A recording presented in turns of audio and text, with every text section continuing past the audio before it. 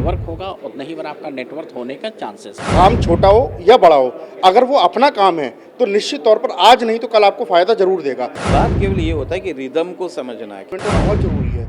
नमस्कार, आप देख रहे हैं न्यूज़ वन इंडिया और मैं हूं आपके साथ आस्था तिवारी। अगर बात की जाए तो भारत में एंटरप्रेन्योर का होना कितना ज़रूरी है, ये बात हम नहीं बल्कि इस देश के मुखिया भी समझते हैं और लगातार वो अपने भाषणों के दौरान भी ये बात कहते रहते हैं कि भारत का विकास जो है आत्मनिर्भरता की ओर ही ले जाता है। और इसी पे ही बात करने के लिए हमारे साथ आगरा से आए हुए गौरव धावन जी हैं, जिनसे हम चर्चा करेंगे और जानेंगे कि आज के इवेंट के बारे में। सबसे पहले आज के इवेंट में आकर के आपको कैसा लग रहा है और क्या कुछ आपने यहाँ पर महसूस किया? मैं यहाँ पर आया हूँ, देख रहा हूँ काफ़ी अच्छी व्यवस्थाएं हैं। अलग अलग शहरों से लोग आए हुए हैं, काफ़ी बिजनेसमैन हैं, बिजनेस वुमेन्स हैं। सब लोग एक साथ बैठे हैं, एक मंच पे बैठे हैं। व्यापार की, बिजनेस की चर्चाएं हो रही हैं, देश की चर्चाएं हो रही हैं। ऐसा माहौल है, पॉजिटिव माहौल है, तो निश्चित तौर पे बहुत अच्छा महसूस हो रहा है। ठीक है गौरव जी, मैं आपसे जानना चाहूँगी आप कौन सा बिजनेस करते हैं और उसके बारे में थोड़ा सा। एक्चुअली बेसिकली मैं पत्रकारिता के पेशे से भी जुड़ा रहा, लेकिन मेरा जो फैमिली बिजनेस था वो फोटोग्राफी का था। तो मैं वेडिंग फोटोग्राफी एंड इवेंट्स का बिजनेस है मेरा, जिसमें मेरी पूरी टीम दिल्ली की, चंडीगढ़ की, जयपुर की, कई जगह की टीम्स है जो मेरे लिए वर्क करती हैं। मैं आगरा से हूँ और अपनी एक मन्नतें फाउंडेशन की एक संस्था है अपनी, जिसका मैं फाउंडर प्रेसिडेंट भी हूँ। संस्था के अंतर्गत भी हम लोग कई सारे सोशल कॉज पर कार्य करते रहते हैं। ठीक है, EFI जैसे इवेंट होना कितना ज़रूरी समझते हैं आप? एक्चुअली देखिए, इस तरह की इवेंट होना बहुत ज़रूरी है, क्योंकि कहीं ना कहीं देश के जो हालात हैं वो कभी ऊंचाई पे रहते हैं, कभी निचाई पे रहते हैं। लेकिन जब सारे लोग एक साथ होते हैं, सबके विचार मिलते हैं, सबके विचारों का आदान प्रदान होता है, एक दूसरे को चीज़ें सीखने को मिलती है, नए नए अनुभव मिलते हैं, तो निश्चित तौर पर व्यापार में बढ़ोतरी होती है।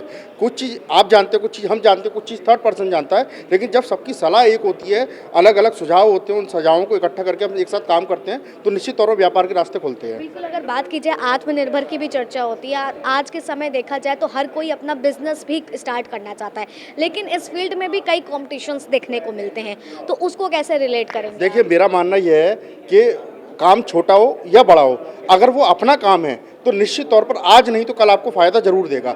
उसके लिए कुछ पेशेंस की ज़रूरत होती है, सब्र की ज़रूरत होती है, हौसलों की ज़रूरत होती है, ईमानदारी की ज़रूरत होती है। बाजार में आप क्या मैसेज दे रहे हैं, बाजार में कितना आप पॉजिटिविटी फैला रहे हैं, कितनी नेक नियत से काम कर रहे हैं, अगर ये सारी चीज़ें आपके साथ हैं तो देर लग सकती है, लेकिन आपको सफलता जरूर मिलेगी। इसलिए अपना काम जरूर करना चाहिए। बिल्कुल, निश्चित तौर पर सीधे सर आपसे सवाल करेंगे, कैसे देख रहे हैं ऐसे प्लेटफॉर्म होना क्यों ज़रूरी है?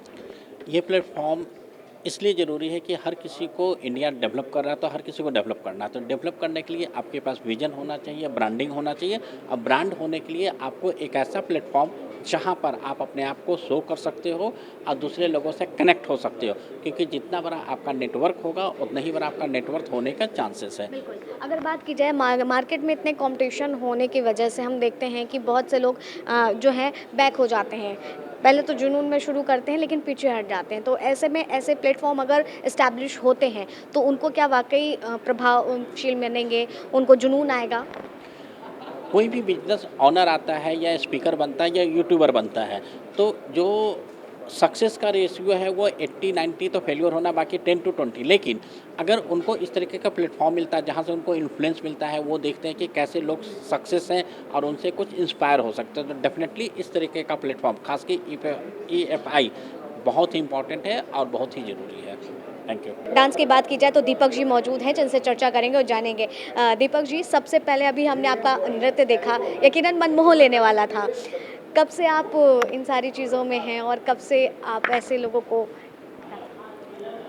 बस सोच लीजिए, ये जैसे कहते हैं ना, इन ब्लड ये सब चीज़ें और परंपरा चली आ रही है पिछले 7 जनरेशन से। जी। और मेरे गुरु को तो भले ही बात ये सारी दुनिया ही जानती है, कथक लेजेंड, कथक मास्ट्रो, पद्म विभूषण स्वर्गीय पंडित बिरजू महाराज जी।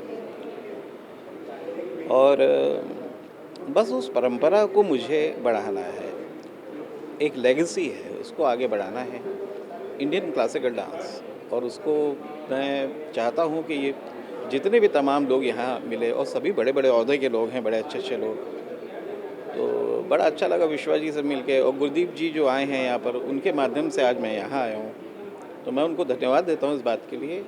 और मैं चाहता हूँ ये प्रचार चलता रहे सिलसिला। जैसे आपने प्रचार की बात करी, इंडियन क्लासिक की बात की जाए, इंडियन क्लासिक डांस की, तो यकीनन ये भारतीय संस्कृति से एक अनूठी चीज़ है। और आज के टाइम पे इसको ग्रो करना कितना ज़रूरी है? बिल्कुल ज़रूरी है, क्योंकि देखिए जब भी आप कभी भी अपने आप को हिंदुस्तानी बोलते हैं या इंडियन बोलते हैं, तो जब आप अपने आप को जब आप रिप्रेजेंट करते हैं कला के माध्यम से अगर देखा है तो शास्त्र नृत्य शास्त्र संगीत सबसे पहले वो चीज़ आती है सामने, क्योंकि ये तो एक परंपरा है हम लोगों की, ये विरासत है जो सदियों पुरानी चली आ रही है। तो मैं भी एक सूत्रधार की तरह अपने गुरु, जैसे मेरे गुरु ने ज़िंदगी भर सेवा की, कला की सेवा की, मैं उसी पद पे चल रहा हूँ और मैं चाहता हूँ कि आगे चल के भी अब लोगों का थोड़ा ध्यान मेरी ओर भी आकर्षित हो, क्योंकि वो तो लेजेंड थे, उनकी तो बात ही अलग है। लेकिन मैं कुछ तो बन सकता हूँ। बिल्कुल। मैं आपसे भी जानना चाहूँगी, अगर वेस्टर्न कल्चर को जिस तरीके से आज भारत में हर कोई अपनाता जा रहा है, हिप हॉप डांस हो गए, तमाम डांस, कंटेम्प्रेरी डांस, ऐसे ऐसे कई चीज़ें आ गई, तो उस बीच में क्या ऐसा है कि इंडियन क्लासिक डांस को भी कंपटीशन के अंतराल में देखा जा रहा है? देखिए म्यूज़िक मेरे लिए हर म्यूज़िक जो है बहुत आदरणीय होता है, क्योंकि देखिए म्यूज़िक हर एक इंसान के अंदर है, म्यूज़िक आपके अंदर भी है, म्यूज़िक आप सबके अंदर है। बात केवल ये होता है कि रिदम को समझना, केवल उस लय को समझना, और हम बिना लय के कोई काम ही नहीं करते। बिल्कुल। यहाँ तक कि अगर आप मुझसे प्रश्न भी कर रहे हैं तो भी एक लय है, मैं भी लय में ही जवाब दे रहा हूँ। निश्चित तौर पे। तो जब तक लय नहीं हो रहेगा, हाँ ये ज़रूर है कि इंडियन क्लासिकल, क्योंकि मैं एक डांसर हूँ तो मैं ये ज़रूर चाहूँगा कि जैसे मैंने कहा कि विरासत है अपनी, तो उसको सबसे पहले प्रमोट करना ज़्यादा ज़रूरी है। ठीक है, बाकी सब कुछ भी होता रहता है जीवन में, अब पाश्चात्य संगीत है, ये सब कुछ भी है, चलिए ठीक है, हम मानते हैं। लेकिन एक बड़ी खूबसूरत उदाहरण दे रहा हूँ, जैसे कहते हैं ना मेहमान, कोई भी मेहमान आपके घर आता है तो कितने समय तक की मेहमान नवाजी आपको अच्छी लगती, बोलेंगे आप अब ये 4 दिन के लिए ठीक है, 4 दिन अच्छा है, 4 दिन की मेहमान नवाजी अच्छी होती है, लेकिन आप उसको अब ऐसा कर रहे हैं कि सिर का ताज बन जाए, वो मेहमान बस ही जाए आपके घर में तो कुछ समय में आपको क्या लगेगा। बिल्कुल। तो कहने का अर्थ ये है कि मैं बुराई कभी किसी की नहीं करता, कभी जीवन में, लेकिन अपनी परंपरा को, अपने इंडियन क्लासिकल म्यूज़िक हो या डांस हो, उसको सबसे पहले प्रधानता मिलनी चाहिए, और जितना हो सके उसका कार्यक्रम आयोजन ये सब होना चाहिए।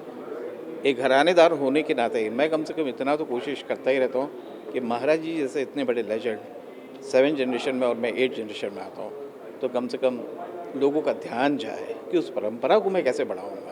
बिल्कुल, ठीक है। तो जिस तरीके से बताया कि दीपक जी ने बताया कि नए चलन के आने से हमें दिक्कत नहीं है, लेकिन हम अपनी विरासत को भूलते जाएँ, उसमें कमी है। हमें अपनी विरासत को नहीं भूलना है, क्योंकि भारतीय संस्कृति का एक वो अनूठा पहलू है इंडियन क्लासिक डांस। फिलहाल तब तक के लिए आप बने रहे न्यूज़ वन इंडिया पर। कैमरा पर्सन विनीत के साथ आस्था तिवारी।